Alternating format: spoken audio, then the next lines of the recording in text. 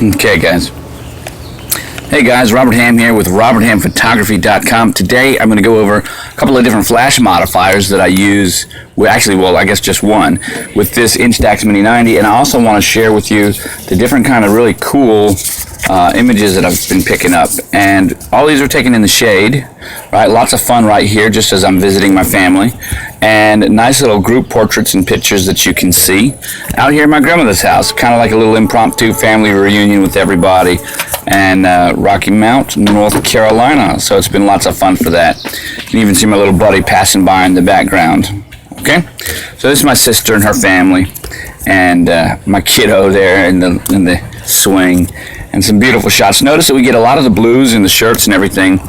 And Instax is really balanced to get that type of a photo to really saturate the blue. And that's one of the things that makes Instax Instant Film good for that. It's got a lot of blue. Got a lot of green saturation as well, but more blue. All right, so what are we doing here?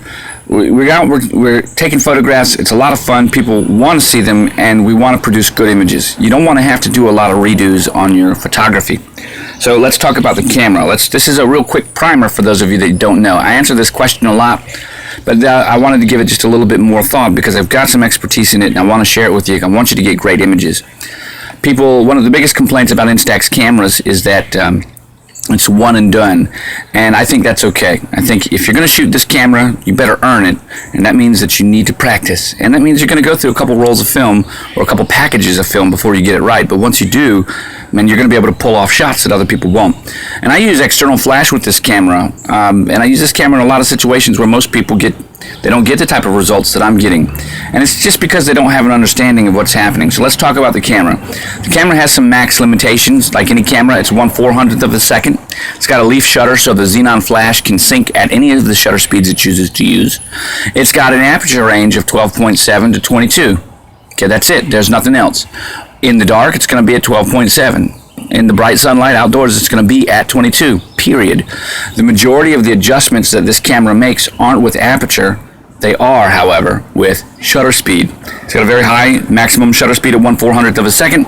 That allows us to go outside with an ISO 800 rated film, 1/400th of a second at f/22 and shoot with the Sunny 16 rule, and we find we've got a properly exposed image there. Now, what's going to happen is we're going to add some flash. But when you add flash to an already properly exposed image, the max settings of the camera have already been reached. When we hit the flash, we've already darkened the image as much as we can. And when we're outdoors during the daylight, that's what we want to do in order to get a blue sky. So what else do we need to do? When we add flash, that's only going to flood more light, and we've already tried to darken to get the best exposure. So it works best to add a modifier. Now let's talk about what the flash is actually doing, because if you go outside and you're already as dark as you can get, what is the flash doing? Well, it's then bringing in the shadows. And you might say, well, Rob, why would you want to darken and then use flash to bring in the shadows when you could just as easily choose not to shoot with flash in the first place? And there's two reasons for that. The first one is the only control that we really have over the camera is this program shift kind of mode. We have no manual control, so we've got the ability to affect whether or not the flash comes on, the way the shutter is going to actuate based on if we tell it to lighten plus, or darken, and we can affect the aperture based on what shooting mode we're on. If we're on something on like landscape, we know it's going to be f/22 no matter what. If we're something on like party mode, we know it's going to be open, wide open. It's going to be f/12. Right, 12.7 on party mode. It's at f/12 because the camera thinks it's going to be at nighttime. Party mode, however, is only good for your normal focus mode, so you can't do macro with party mode. At macro, you're stopping down to f/22, period. And then on bulb mode and different things, the camera will make those decisions. So when you understand that about the camera, when we press the lighten button and the darken button, which is this little button right here, it says lighten or darken, we're not affecting anything other than the shutter speed. That's what we're affecting because the aperture is being chosen by the mode. So the first question, or the answer to the first reason that we tell it to darken and to use flash is because we want it as dark as possible so that the flash can be what illuminates our subject, which is closer, and the ambient light illuminates the background, which is farther. So when people say, Rob, I have a hard time getting images like this where the background is not exposed as well. You can see I've got it exposed a little bit there, but people often tell me that they've got images like this where the background is completely black. And I can tell you exactly what happens in that situation. They're exposing for the subject. They're telling the camera to do all of the exposure for the subject.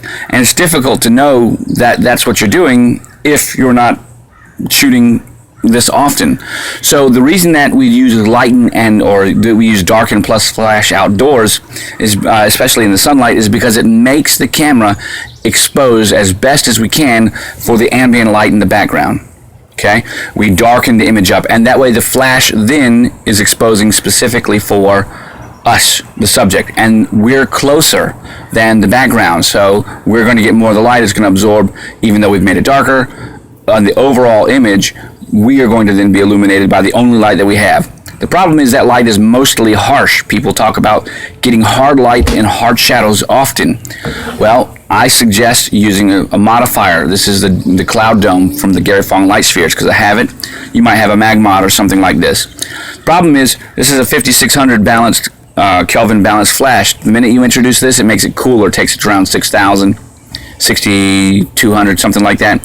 So you might want to use a correct orange gel, like a 1/4 or 1/2 right there. Just tape it on, call it a day, and that will bring the color a little bit warmer. So these are ways that we can affect this camera and the outcome of the image with something like this. Now what I do is I get everybody in line and in focus, and then I put this right here to take the photo. Notice as I do that, I'm covering the flash area, but I don't want to put it straight on there. I actually want to put it right about like that, as you can see.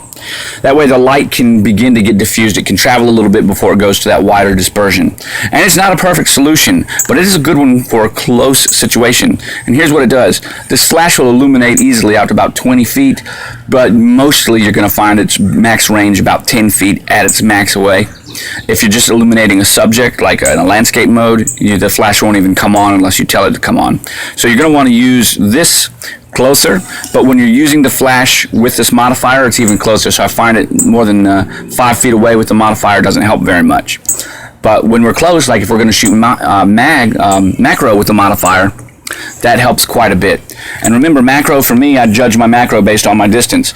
I turn sideways like this, and I put my hand like that, and if the back of my hand or the tips of my hand, just depending on how I'm feeling, can tap the shoulder or the nose, right, of my subject or get close to their face, then I know that I'm within my macro max distance, and then I need to be a little bit closer. So anything further than that right there is going to be normal zone focus, and then right about here would be where I would want the macro to be. The second tip I'm going to give you is to fill the frame with your subject. Now, you may not see this. This has a lot of great ambient light in it. It was taken in the shade. The sun is on the other side of the house. You can see a little bit of it top and down there.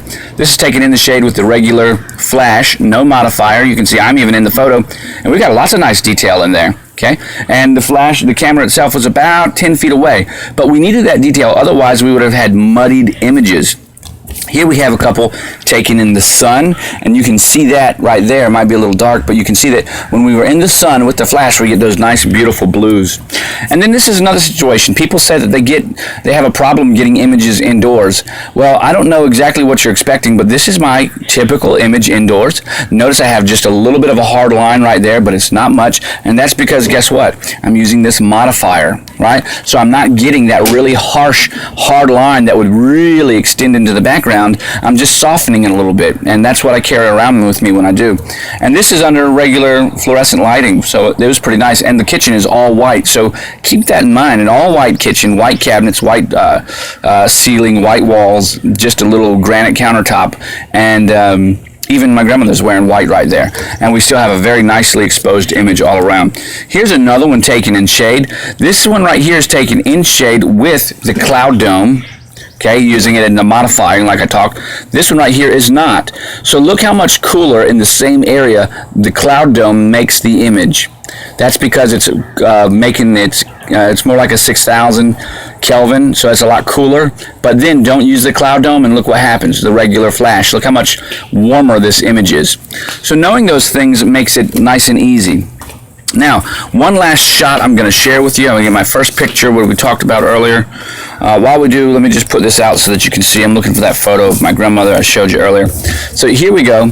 This is what happens when you use in the shade This is on the shade in the porch with lighting and flash. Okay, now you can see that pretty easily. And then this is what happens when you use the same day, just a few minutes later, darken with flash. So what here is I needed to know, say hi Pookie. Hi. What happens here is I needed to know, I needed to be more judicious with my decision of what mode to use. I used lighten here and I was able to get the background nicely exposed, even into the far reaching right there, but the current background in the brick. Here, of course, I used darken and it made everything quite a bit darker.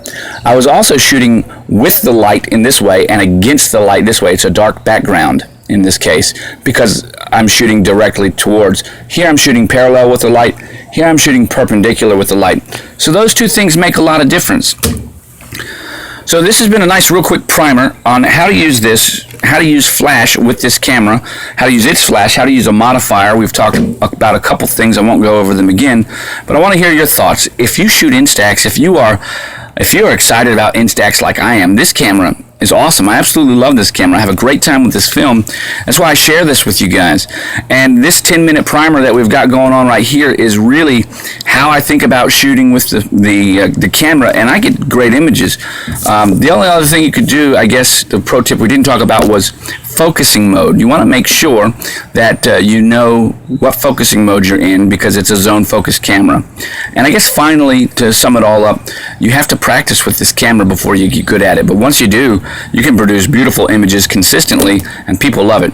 Guys, I'm Robert Ham with Robert Ham Photography. Today we've been talking about using flash modifiers with the Mini 90 and how to get great images out and about, not just indoors but outdoors, but mostly outdoors. If you like this video, please don't forget to smack that thumbs up button and subscribe. If you didn't like this video, smack that thumbs down button twice. Makes me feel a lot better when you do. And I want to thank you for watching. And as always, I'll catch you on the flip side.